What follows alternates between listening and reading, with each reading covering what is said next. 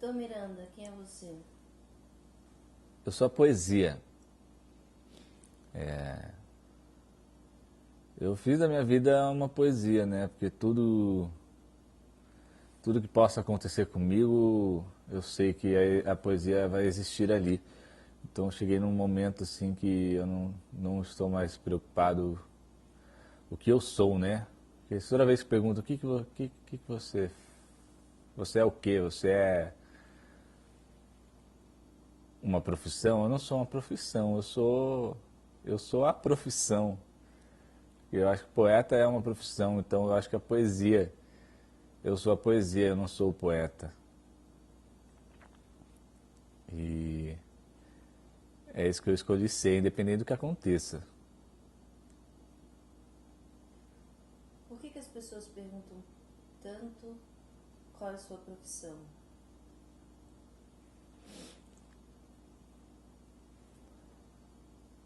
Acho que as pessoas querem saber qual é a sua profissão, porque se elas se interessarem por você, elas precisam saber de onde vem o seu dinheiro, como vem o seu dinheiro,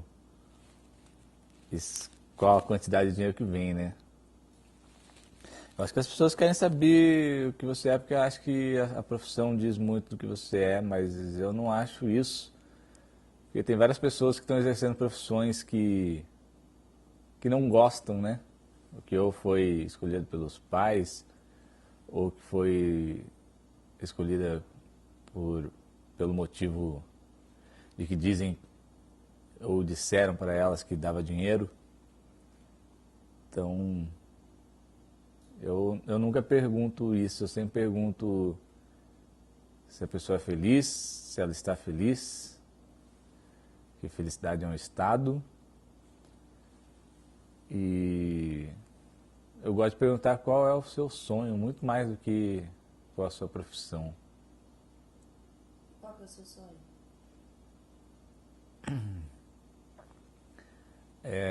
Alguns anos atrás eu fui num lançamento do livro de uma amiga minha que chama Elisete Leite Garcia.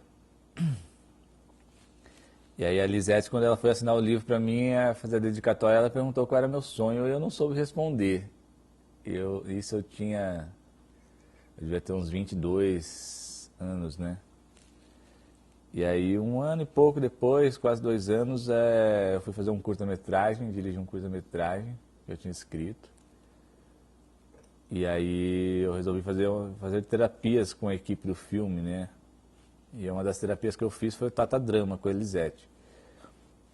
E aí a Elisete, um dos passos desse processo aí do Tata Drama era um trabalho que fazia baseado nos papéis que você exerce na sociedade, os cinco papéis principais que você acha que você exerce na sociedade e o seu sonho.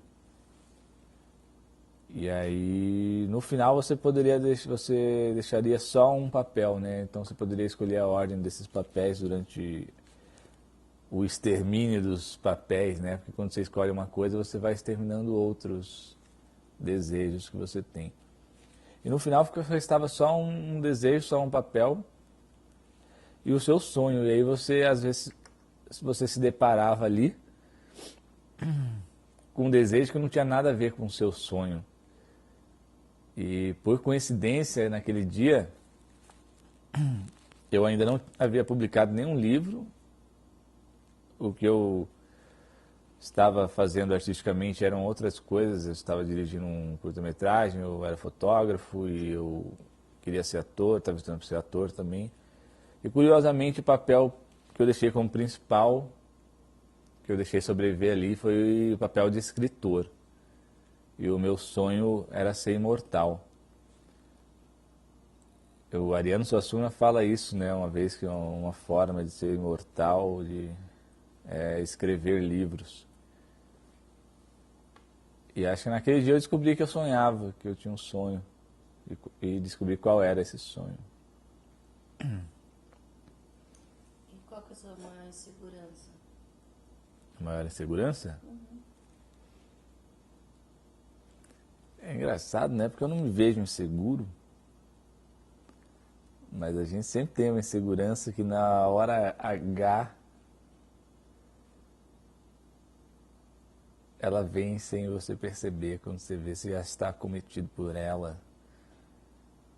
Por exemplo, para responder essa entrevista, de repente, quando você faz a pergunta, é o momento que eu me sinto inseguro. Porque é o momento que eu não estou preparado para falar sobre aquele determinado assunto. E o lance de ser escritor, né, é um lance que eu tenho que me preparar para todos os assuntos possíveis. Mas ainda assim a gente fica inseguro na hora da... Mas você está falando das inseguranças mais profissionais. Eu estou falando das inseguranças em geral. A poesia é a minha vida. Eu sou a poesia. E a poesia está no modo de falar também, né? Quando alguém fala com você e você responde, aquilo ali é a poesia, né? A palavra, o jeito que você constrói seu raciocínio, que você coloca ele para fora, em forma de palavras ou de fotografia, sei lá. Mas na comunicação diária, geralmente é por palavras ou por textos, né? Hoje a gente se comunica muito por textos. É um momento que eu me sinto seguro. Às vezes, quando a gente gosta de alguém, quando a gente se apaixona, é um momento de muita insegurança também. É como se você estivesse caindo, você estivesse tentando puxar uma corda invisível.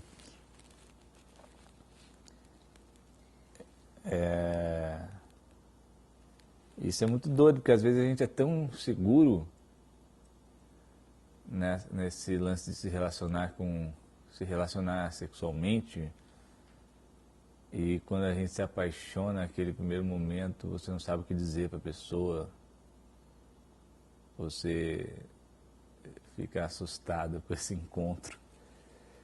Que a coisa mais bonita da vida talvez seja a insegurança. A insegurança de subir no palco, por exemplo, né, que toda vez que vai ter um show da Banda da Portaria, por exemplo, que é um momento que eu subo num palco, é um momento que a insegurança faz a gente voar, porque a gente constrói todo um momento para chegar ali. A gente ensaia, a gente compõe, a gente faz música, a gente escreve, e a gente se prepara para chegar naquele momento da insegurança. É a busca eterna de não estar seguro, porque tem uma frase, né, que fala que o seguro morreu de tédio. Eu te considero, e não só eu, acho que quem te conhece, um jovem velho.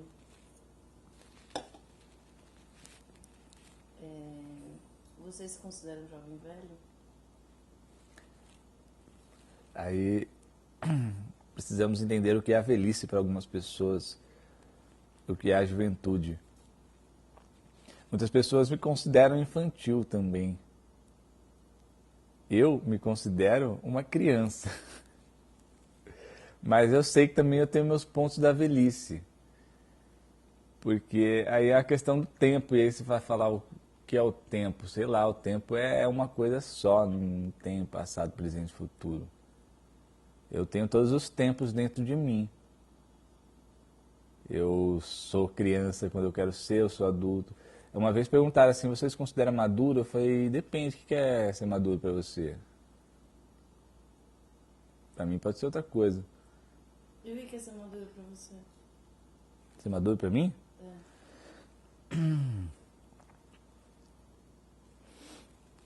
Esses dias eu fui assistir o documentário do Arnaldo Antunes e teve bate-papo com ele, né? E aí uma das pessoas perguntou para ele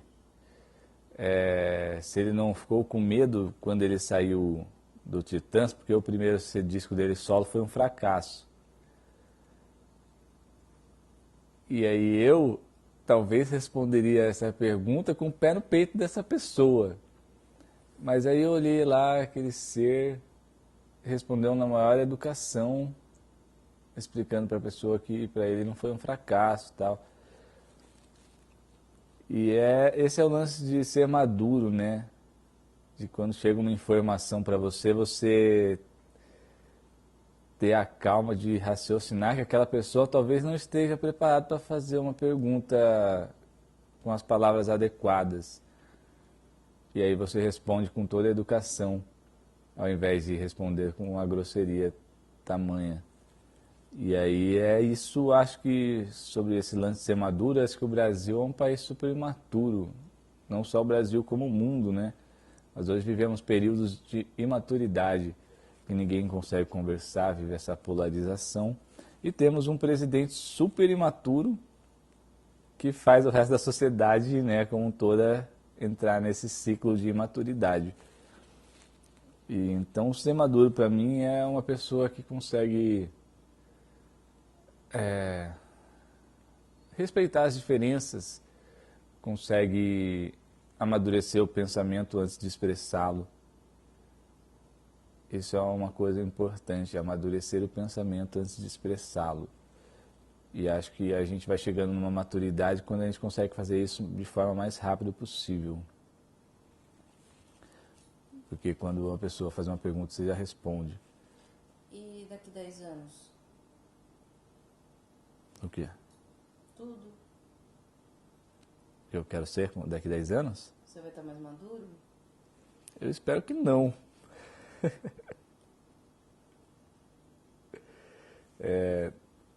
Eu não sei, daí tem esse lance do tempo, da idade, eu não sei, daqui 10 anos pode ser que eu esteja morto, daqui 10 anos pode ser que eu esteja rico, pode ser que eu esteja pobre, pode ser que eu more na rua.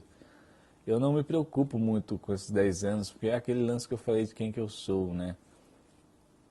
Eu espero que daqui 10 anos eu continue sendo poesia, pois a sociedade, a vida, né, é tudo contra a ser, a maré da vida, a corrente é contra a gente continuar sendo poesia. Com o passar dos anos, aí que a gente vai envelhecendo, né? Tudo diz pra gente assim, desista da poesia e vá fazer alguma coisa que dê dinheiro. Então, acho que daqui 10 anos eu quero continuar sendo poesia. E a fotografia? Eu vivo ciclos fotográficos. Eu vivo ciclos fotográficos, né? E de poesia. Às vezes eu não estou muito bem para escrever, em períodos que eu não estou escrevendo, que nada me desperta a escrita, a poesia, o poema, né? E aí às vezes eu pego a câmera e saio para fotografar. É que a fotografia virou uma profissão para mim, e tudo que vira profissão começa a te agoniar, você não tem mais vontade de se expressar daquela forma, porque virou uma coisa mecânica. É por isso que eu espero que a escrita nunca vire minha profissão, né? A Clarice Lispector responde, né, que ela, na última entrevista que ela deu, ela fala que ela é uma escritora amadora, porque ela só escreve quando ela quer. Ela não gosta de escrever, ela nunca gostou e nunca escreveu porque alguém contratou ela para escrever. Eu quero continuar sendo um escritor amador. E eu gostaria muito de ser um fotógrafo amador também, para eu continuar amando me expressar pela fotografia. Porque a fotografia tem um lance muito bonito, né, que é o problema dos nossos tempos, que é o tempo, que tudo é para já, tudo tem que ser efêmero. E a fotografia é esse lance, né? Eu costumo comparar a fotografia com o ato de pescar. E quando você vai pescar, você chega lá, você apoia a sua vara lá e joga a isca no mar e você fica lá esperando, ou no rio, né? E você fica lá esperando até o momento que o peixe fisga o anzol. E a fotografia é isso, é você sair para a rua e ficar esperando o momento certo da foto. Hoje a gente costuma sair para a rua e sair fotografando, porque a gente tem o mundo digital que permite isso, você fazer quantas fotos você quiser e apagar. Antigamente você tinha um rolo, né? Você tinha que acertar as fotos, você tinha que tirar só as fotos que você queria tirar. Era caro e espaçoso. E eu, quando eu vou fotografar, eu penso muito nisso. Será que eu vou chegar aqui e sair tirando várias fotos, ou eu vou ficar aqui esperando o momento certo, do movimento certo da natureza? Acho que a foto é isso, é o momento certo da natureza. Eu te perguntei, mas acho que foi a terceira pergunta, sobre a sua insegurança, mas e a sua maior segurança? A minha maior segurança? É.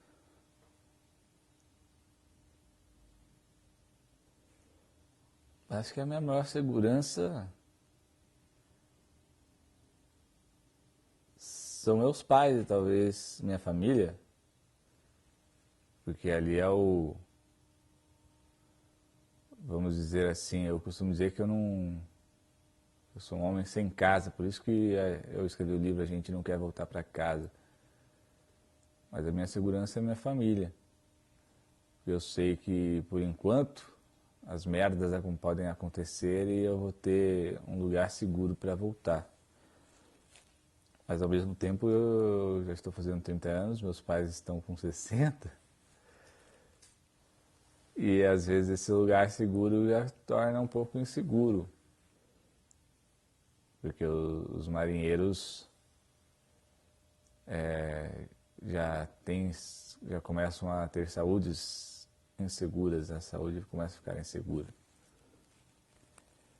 Mas é isso, e eu acho que a segurança, eu me sinto seguro nos lugares que eu me sinto à vontade. Eu acho que a segurança passa muito por isso. Quando eu estou num lugar, numa situação que eu me sinto super à vontade, eu sou super seguro, eu me sinto muito seguro, talvez porque eu esteja à vontade. Por isso que tem lugares desse mundo que eu chamo de casa e chamo as pessoas de família também. Por exemplo, a família Joslin lá de Cornélio Procópio, que é um lugar onde eu me sinto super à vontade, me sinto seguro e eles, eu acho, né, que eles me amam também da mesma forma que eu amo eles e amo estar com eles. E também o Zé e a Michelle lá em Registro, que é outro lugar que eu me sinto super seguro. Acho que a segurança é o abraço, né? O abraço te deixa à vontade. Aquele abraço que te deixa à vontade é um lugar que você não quer sair. Sabe o que é interessante? Que você falou da insegurança muito profissionalmente e da segurança muito emocionalmente. Em nenhum momento você falou da segurança se referindo ao trabalho. Você só se referiu à emoção. E a insegurança você só falou sobre trabalho. É que eu não gosto de trabalhar. Trabalhar é uma coisa horrível, cara. Porque as pessoas mentem pra gente desde criança, né? Que fala assim, que tempo é dinheiro. Que tempo que é dinheiro o quê? Tempo é um lugar para você descansar, para você se divertir. A gente nasceu para se divertir, a gente não nasceu para ficar sendo explorado. Mas você se sente explorado fazendo o seu trabalho? Me sinto. Mas o seu trabalho não é fazer poesia? Não, isso aí é o que eu gosto de fazer. Eu não considero a minha poesia um trabalho. Eu gostaria que as outras pessoas considerassem e pagassem o devido valor, né? Mas não pagam. Mas hoje você trabalha na sua poesia. Seu trabalho? O seu trabalho é baseado na sua poesia, não é? Meu trabalho é baseado no mercado financeiro dos outros, do mercado explorador dos outros, porque o trabalho que me dá dinheiro é filmar grandes eventos filmar e fotografar grandes eventos de corporações que destroem a natureza, que exploram as pessoas pobres, trabalhadoras, né? Explorar trabalhadores, né? Eu não gosto da palavra trabalho. Eu não gosto de trabalho. Uma vez, eu e outro amigo poeta, a gente estava passando na frente de uma fábrica e a gente viu todas aquelas pessoas indo e voltando naquela fábrica. E aí um olhou pro outro e ele falou assim, nossa, que horror. Que é um horror trabalhar, cara. Tipo, é louco, a gente parece uma boiada, né? Um povo marcado. Se você pega o metrô às 6, 7 horas da manhã, você vai ver as pessoas fazendo caminhos, seguindo caminhos. E aí, de repente, está consertando uma porta de uma estação, aí você tem que parar, descer na outra e se mudar de trem, fazer a baldeação, porque alguém decidiu que aquele dia teria que ser feito isso. E aí você começa a andar lá, aquelas pessoas nem perguntam por que aquilo está acontecendo, elas simplesmente seguem o caminho novo que lhes deram. Isso acontece da mesma forma com o trânsito da cidade, né? Porra, tu paga imposto pra caralho, daí cai a ponte, de repente cai a ponte. Aí eles colocam os cones lá e falam, não, agora vocês vão ter que se enfiar no trânsito e ficar em outro lugar e andar por outro lugar, e as pessoas simplesmente fazem isso sem reclamar. E aí eu já nem lembro mais a pergunta que você fez, mas isso me revolta de uma forma tremenda. Por isso que eu odeio essas coisas, trabalhar, essas coisas que escravizam a gente, que fazem a gente se sentir um boi, uma boiada. Um povo marcado, como a música do Zé Ramalho. Mas você acha o povo feliz? Isso é uma coisa a se discutir, a felicidade do povo. Qual que é a referência do povo? Será que a gente sabe qual é a referência do povo? Eu não sei, eu fui para Yaoundé, capital do Camarões, eu achei o povo super feliz lá. Mas a internet lá é horrível, né? A referência que se tem de fora é pouca. As pessoas, os celulares que as pessoas têm lá ainda não são celulares smartphones, são celulares que só fazem ligação e enviam torpedo. Um país que está super atrasado, parece que você voltou no tempo, nos anos 90, que as pessoas ainda, o modo de lazer ainda é o futebol e assistir novela. Então você olha para aquele povo lá e acha que o povo está feliz, eles estão sempre sorrindo. Ou eles estão menos ansiosos?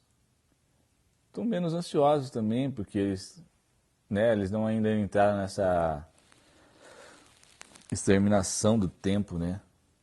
E é isso que acontece, as pessoas estão exterminando nosso tempo, aos poucos, cada vez mais rápido. Então é isso que eu acho, só que hoje em dia eu acho que as pessoas, por exemplo, daqui do Brasil, que têm contato com isso, estão, não só do Brasil, mas do mundo, né? Estão cada vez mais tristes, porque elas têm muita referência de felicidade na internet. São referências que a gente, às vezes, é inalcançável. Né? São referências de felicidade para poucas pessoas. E existem padrões que a sociedade cria, né? Por exemplo, um padrão cristã, que você tem que a felicidade é você conhecer alguém, casar, ter filhos, criar uma família. E que padrão de felicidade é esse? Se eu não tiver uma família, então eu me sinto triste. Acontece muito isso, né? Pô, você está com 30 anos, você não tem uma família ainda. Eu vi muita gente sofrer por causa disso. De entrar em depressão porque não está inserido no padrão. Você acaba vivendo à margem de uma sociedade ali. Acho que isso tem mudado com o tempo, né? Mas ainda acontece muito. Outra forma, outro pensamento de sociedade, né? Vamos propor aí uma sociedade indígena, que talvez em algumas tribos lá na Amazônia não deve ter esse contato digital, de ter referências do mundo inteiro na sua mão, mas talvez eles sejam felizes da sociedade que eles vivem. Aí de repente chega alguém lá e porque quer explorar a sociedade deles que eles vivem, as riquezas que há por baixo dos pés dessas pessoas, e essas pessoas podem se sentir tristes também com a invasão tecnológica ou a destruição do seu ambiente social. Então, eu não sei se o povo é feliz. Acho que a felicidade são alguns momentos que a gente vive de encontros, de rituais indígenas, de encontros como nessa conversa, ou no momento que a gente luta tanto para chegar lá no palco, tá ligado? Porque quando eu estou no palco falando a poesia lá, eu me sinto feliz falando a poesia. Quando acaba o show, eu já não estou mais feliz, eu estou triste. Não sei se é triste a palavra, mas já estou angustiado para voltar a acontecer aquele momento. Mas é porque você acabou de ter uma descarga de adrenalina e ela foi gasta de uma forma, né, muito grande, e eu acredito que depois você tem que recuperá-la de alguma forma. E a sua relação com mulher? O que tem? Qual é a sua relação com mulher? Depende da mulher. Minha relação contigo é de uma amizade. Mas eu digo num contexto geral. O que a figura feminina representa na tua vida, desde a tua mãe, tua irmã, tuas amigas, as mulheres com as quais você já se envolveu, daquelas que você vai se envolver? O que é mulher, assim? Hoje é muito difícil falar sobre essa relação com a relação de um homem, com a relação de um homem branco, heterossexual, classe média. É muito difícil você colocar esse ponto de vista, né? Qual a minha relação com as mulheres? É muito difícil. E as mulheres estão num nível assim, né? Que às vezes elas parece que elas estão querendo inverter os papéis, né? E acho que essa não é a luta. Acho que essa não teria que ser uma luta de classes ou de gêneros, né? Acho que a gente está sempre lutando pela igualdade. Mas claro que um homem branco falando isso, fala assim, aqui que esse homem está falando de igualdade, você sempre teve seus privilégios. Mas a minha relação com as mulheres acho que sempre teve um pouco a ver com isso, né? Da gente cada vez mais sair desse lance de masculinidade, né? Eu tive uma criação sempre que a minha criação acho que é total dessa sociedade machista, né? Tipo, o homem tem que prover o dinheiro da casa e a mulher tem que cuidar da casa. Acho que foi nesse ambiente que eu cresci, que muitas pessoas da minha geração cresceram. E acho que eu comecei a sair desse lugar pelo meu envolvimento com a arte, através da arte, pelo meu envolvimento pelas minhas relações com amigos gays, né? E esse lance do machismo, de você começa a extrair esse machismo todo que você foi aprendendo desde sempre, não só, né, na criação familiar ali, mas como no mundo. Quando você começa a se relacionar pelas mulheres, e não é só se relacionar, né, com as mulheres, é você ter a sensibilidade de perceber as coisas. Que eu sempre falo que a poesia é isso, a poesia é você ter tempo para perceber e perceber com atenção as coisas que estão acontecendo. Então, minha relação com as mulheres sempre foi assim de uma construção, uma reconstrução social, né? Cada mulher que eu tenho um relacionamento, eu aprendo mais coisas sobre mim, sobre o modo que eu as trato, né? Mas claro que a minha relação com as mulheres também sempre foi bem sexual, né? E talvez não. Acho que a relação de o homem com a mulher e da mulher com o homem também passa muito pelo ego. Que a gente precisa dos nossos egos alimentados, né? Porque quando a gente fica com uma pessoa que a pessoa acha a gente bonita, atraente, gente boa, nosso ego a gente às vezes se alimenta muito disso para sobreviver de forma segura consigo mesmo. Acho que as perguntas se juntam novamente porque tudo é uma coisa só. Das seguranças, das inseguranças. Tudo é uma coisa só. Mas é isso, eu acho que eu gosto de me relacionar com coisas diferentes, né? Que acho que a gente está sempre em busca de vive de uma forma curiosa, está sempre em busca de conhecer as coisas novas, pessoas novas. Só tem que tomar cuidado para não cair, né, nesse lance do ego, de não cair na síndrome do Dom Juan.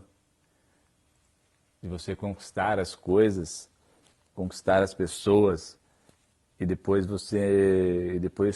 né, o Dom Juan tem isso, né, ele conquista a mulher, e aí ele tem um caso com a mulher e larga, porque daí ele precisa conquistar outra, até que chega num momento que o simples sorriso já bastou para ele. Se ele já conquistou o sorriso, ele não precisa nem mais encostar e beijar essa mulher. E chega um momento que ele já não sente mais nada por ninguém, nem por ele mesmo. Então, acho que a gente tem que tomar cuidado com isso. E você está com medo da síndrome do Juan? Eu tenho medo de não ser. Às vezes eu sinto, esses tempos eu estava sentindo isso, que eu estava com muito medo de falar, porra, não estou sentindo mais nada. E aí também era esse momento que eu não estava conseguindo escrever mais, porque, pô, se eu não estou sentindo nada, eu vou escrever sobre o quê? Se eu escrevo, se tudo que eu escrevo são meus sentimentos. Até que esses dias eu cheguei em casa de madrugada, ai, a maconha, o que faz a maconha? Eu não gosto de fumar maconha porque eu fico incomunicável, mas esses dias eu fumei maconha numa noite, na outra noite eu fumei de novo, eu cheguei em casa de madrugada, né? Aí eu sentei no banheiro pra fazer cocô, adoro cagar. Aí eu sentei no banheiro, e aí é um momento no banheiro que eu, às vezes eu escrevo muito no banheiro e leio muito. Mas foi o momento que eu sentei e olhei o Instagram e vi a foto do meu irmão com a minha irmã, lá em Lisboa. Já faz acho, quase 2 anos que eu não vejo minha irmã, que ela mora fora. E meu irmão foi viajar e acabou encontrando ela lá. E aí eu vi a foto dos dois juntos. E aí de repente eu comecei a chorar. E aí eu chorei. E aí eu escrevi um texto para eles. E aí eu chorava feliz, que eu falei, porra, tô sentindo de novo. E aí eu acordei e chorei de novo. Porque eu vi a notícia da morte da Fernanda Young. Eu tive o prazer de conversar com ela durante 5 minutos no ano passado. E aí eu chorei de novo. Eu fiquei muito triste, assim. E às vezes é legal você ficar triste. E eu fico feliz de ficar triste de novo, porque há muito tempo que eu não ficava triste de verdade, a não ser essa coisa monótona que é essa depressão crônica que eu vivo. Que eu vivo uma depressão crônica, que eu me entendo. A estabilidade emocional, ela é assustadora. Normalmente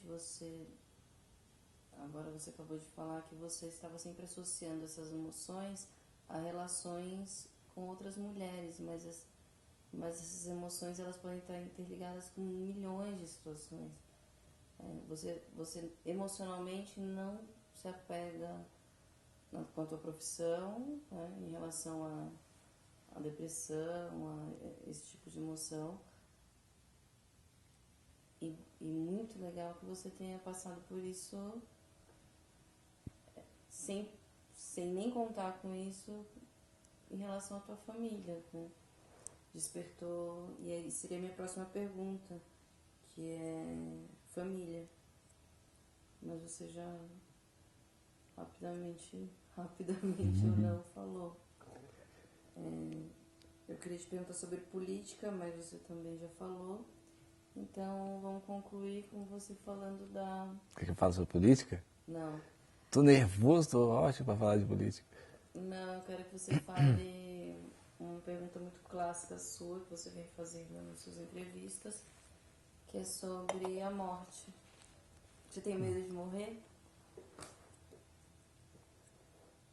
Eu já estou morto.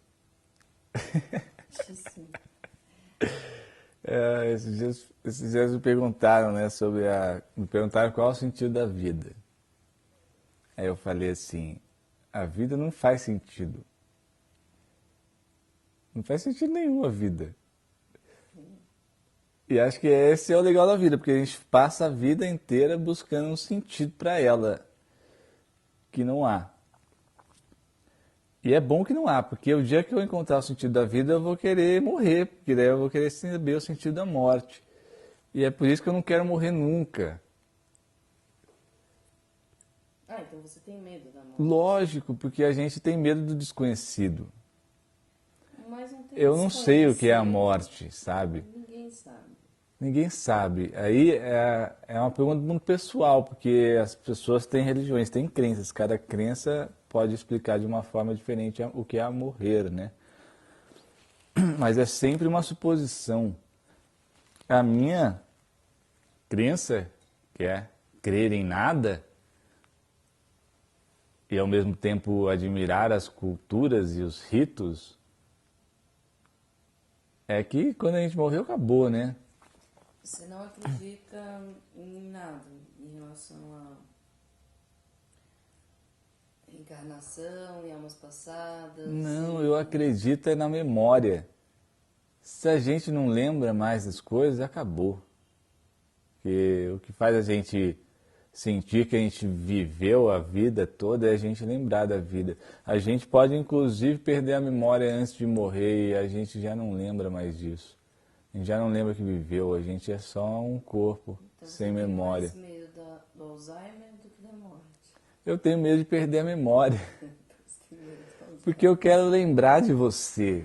Eu quero lembrar dos momentos que eu vivi feliz e quero lembrar dos momentos que eu sofri por amor ou por perder um amigo ou por frustrações, eu ia falar profissional, mas eu digo por frustrações amadoras da vida de escritor. Eu quero lembrar do sucesso, eu quero lembrar de tudo.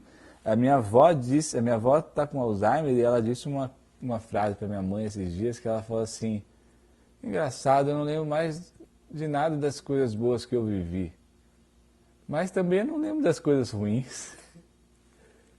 E aí é louco isso, né? Para uma pessoa com Alzheimer já meio que esquecida, ela consegue fazer poesia ainda com a vida dela do jeito que está.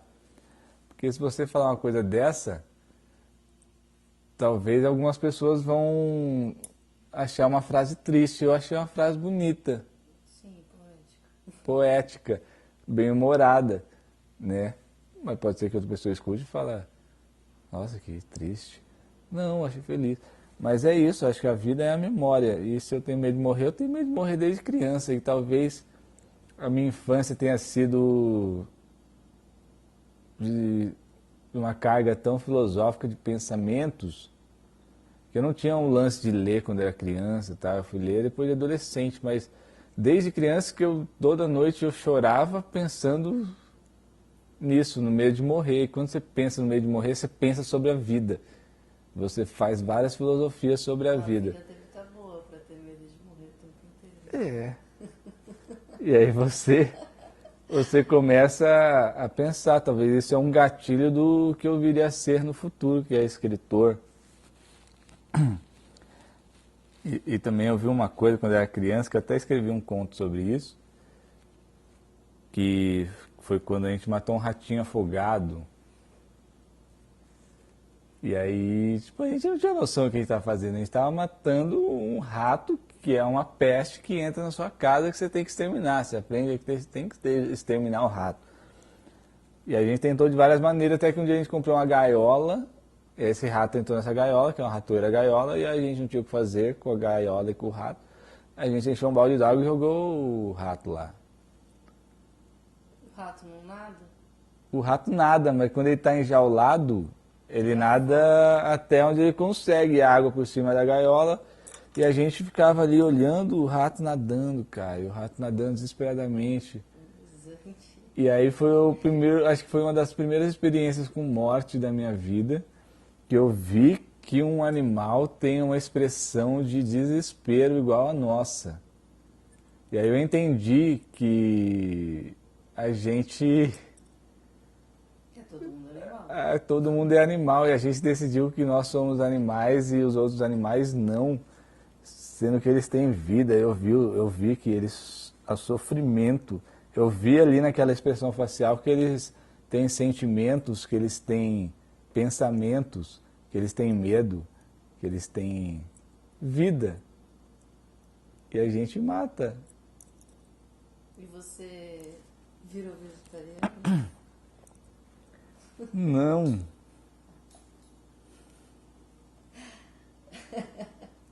E você pretende? Virar vegetariano? Uhum. Faz parte da entrevista, é isso? Faz. Então... Porque você acabou de falar da morte de um animal de forma muito dolorosa e expressiva. Sim, mas a gente não come rato. Quem come rato, os africanos comem rato. Mas você come uma vaca e ela se comporta da mesma forma que um rato. Sim. Né? No momento que ela Isso é uma coisa triste de se dizer, mas eu gosto de comer carne. É um alimento que eu sempre gostei. Quando você vai na roça, é normal para eles cuidarem do animal e matá-los, abaterem para se alimentar. E também para se sustentar, né? Porque eles vendem parte daquele animal e comem o resto. Como da mesma forma que eles criam as plantas, conversam com as plantas, depois eles matam elas para também se alimentar e depois para vender também. Como criam galinhas, as galinhas botam ovos, eles vendem os ovos, eles se alimentam com os ovos e eles também às vezes matam aquela galinha para comer. Pato, entre outros animais. Há uma questão política do veganismo, do vegetarianismo, que é, né, esse lance que uma das maiores causas do desmatamento é para fazer pasto, né? A indústria agropecuária. Se você anda muito na estrada, você vai ver que na estrada nada mais tem de paisagem do que pasto, vaquinhas e plantações de soja. Dificilmente hoje você encontra também eucaliptos, né? Esse é um outro lance, né? O eucalipto. Eu vou parar de escrever livros porque eles acabam com o solo plantando eucalipto, sendo que o papel é feito de eucalipto, o eucalipto serve para fazer papel. Eu vou parar de ler livros por causa disso. É um pensamento aí quando vamos falar da política do vegetarianismo, do veganismo. Outro pensamento é assim, então para de comprar livros, compra um Kindle. Aí eu pergunto assim, você sabe do que é feito, qual é a matéria-prima para fazer o Kindle? Ou qual é a matéria-prima da sua televisão? Aí vamos entrar em outras questões, que é a África, né? Se você for estudar o solo da África, os minérios são explorados lá, por que há as guerras lá, você vai entender que não dá para você agir dessa forma, tá ligado? E por isso que eu defendo, o que eu defendo mais do que o veganismo e o vegetarianismo é reforma agrária. Você não precisa de grandes empresas, de grandes corporações, de grandes fazendeiros para viver. Se toda aquela terra lá fosse dividida em pequenas famílias agricultoras, ia ter alimento para todo mundo. Ia ter ovo, ia ter carne, ia ter verduras, legumes, para todo mundo, né? Mas a gente... Então, teu sonho... Meu sonho é o sonho de todo comunista de coração, não o comunista que chegou ao poder, né? Meu sonho é o sonho de pessoas que querem viver comunitariamente. Meu sonho é a reforma agrária e que haja as famílias com fontes de renda e não exploradas, né? Porque essas grandes fazendas aí, elas contratam pessoas como se fossem escravas. Eu já conheci uma pessoa que morava na rua no interior de São Paulo, lá em Monteiro Lobato, que ela preferiu continuar vivendo na rua do que receber R$20 para trabalhar um dia inteiro. Entende?